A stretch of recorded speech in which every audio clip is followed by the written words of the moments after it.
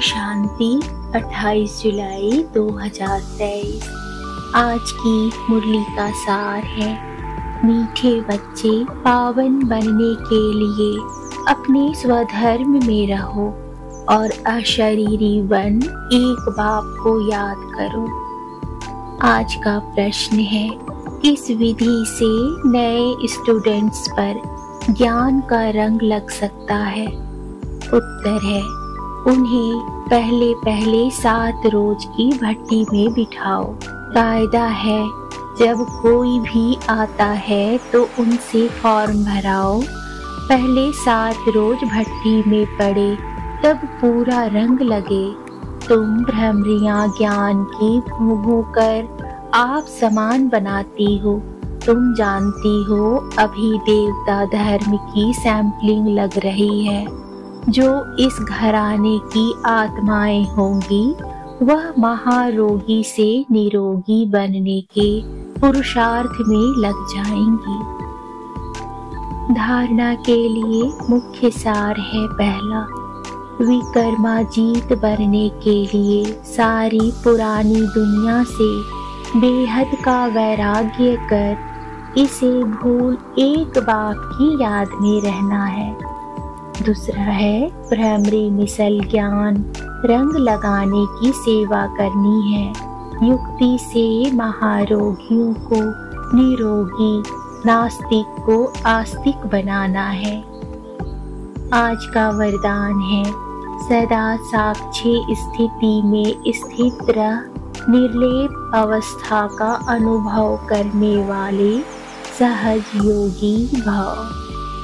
जो देह के संबंध और देह से साक्षी अर्थात न्यारे हैं, वह इस पुरानी दुनिया से भी साक्षी हो जाते हैं। वे संपर्क में आते हुए देखते हुए भी सदा न्यारे और प्यारे रहते हैं। यह स्टेज ही सहज योगी का अनुभव कराती है। इसी को कहते हैं साथ में रहते हुए भी निर्लेप। आत्मा निर्लेप नहीं है, लेकिन आत्म अभिमानी अर्थात सोल कॉन्शियस स्टेज निर्लेप अर्थात माया के लेप व आकर्षण से परे है। इस अवस्था में रहने वाले माया के वार से बच जाते हैं। आज का स्लोगन है, शुभ भावना और शुभ कामना द्वारा सूक्ष्म सेवा करने वाले ही महान आत्मा है। डायरेक्ट ईश्वरीय ज्ञान से सफलता।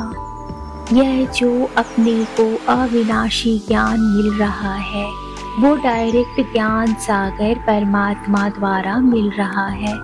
इस ज्ञान को हम ईश्वरीय ज्ञान कहते हैं, क्योंकि इस ज्ञान से ही मनुष्य आदि मध्य अंत सुख पाते हैं, अर्थात जन्म जन्मांतर दुख के बंधन से छूट जाते हैं, कर्म बंधन में नहीं आते।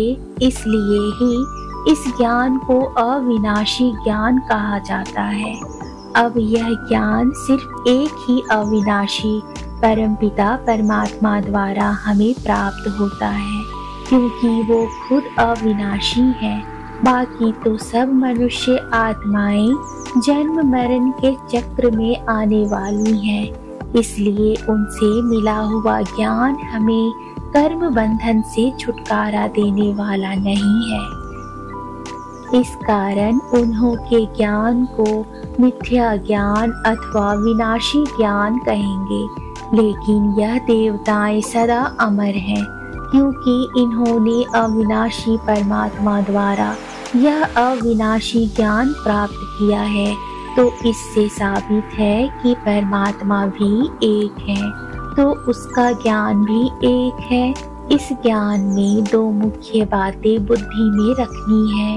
एक तो इसमें विकारी कलयुगी संग दोष से दूर होना है, और दूसरी बात कि मलेच्छ खान पान आदि की परहेज रखनी है।